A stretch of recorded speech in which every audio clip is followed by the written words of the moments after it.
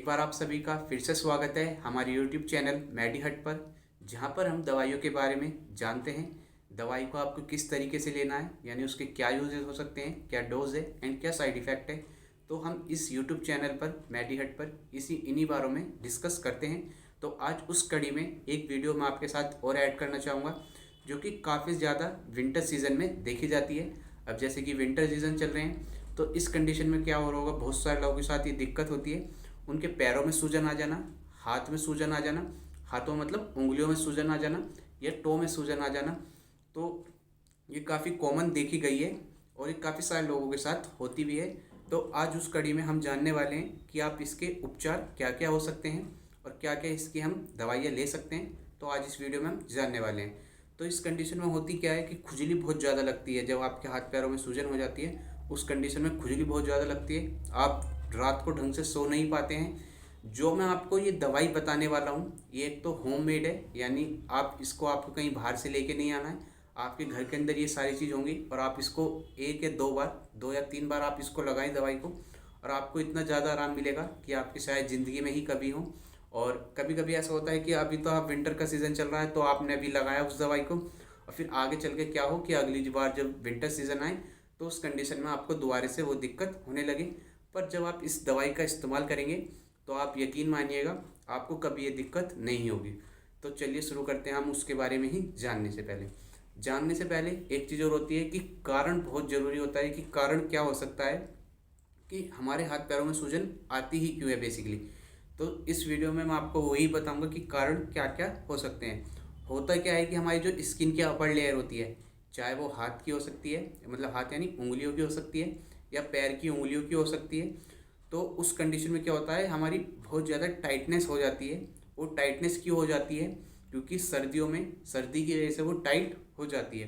तो उस कंडीशन में आपको क्या चीज़ ध्यान रखनी होती है कि होता क्या है कि जो हमारी स्किन की जो ऊपर वाली लेयर होती है, वो बहुत ज़्यादा टाइट हो जाती है। टाइट होने का कारण होता है हमारा ठंड।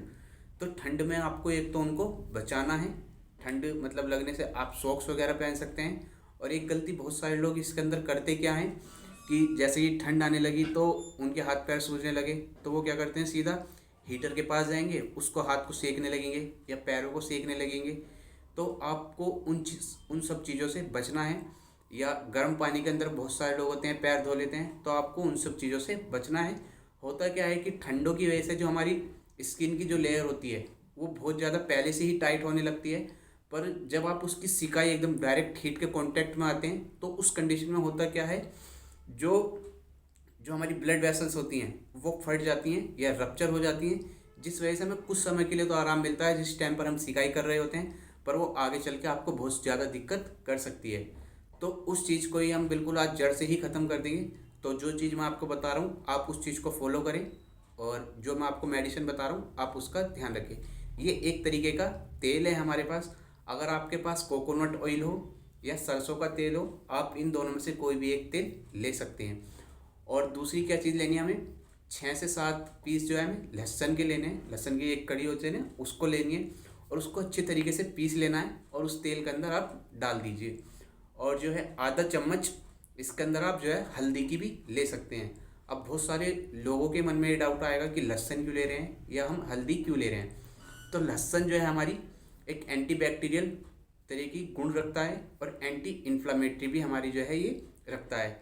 एंटी इन्फ्लामेटरी क्या करती है, जो हमारे हाथ पैरों में सूजन आई रहती है उसको, सूजन को कम करने में मदद करता है। और जो हमारी हल्दी का मैंने आपको बताया, जो आधा चम्मच आपको हल्दी लेनी है, वो क्या करती है, वो एक तरीके से हमारी एंटीबैक्टीरियल तो गुण रखती है।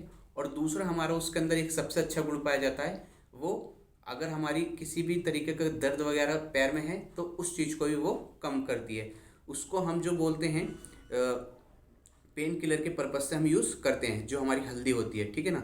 अब रही बात कि अब उसका इस्तेमाल कैसे करना है, जैसे कि मैंने आपको बताया, आपको थोड़ा सा कोकोनट ऑयल या जो दूसरा हमारा तेल होता है सरसों का, आपको उसको लेना है। और 7 से 8 जो है हमें लहसुन की पूदे लेनी है, उन्हें अच्छे तरीके से पीस के उस तेल के अंदर डाल लेना है।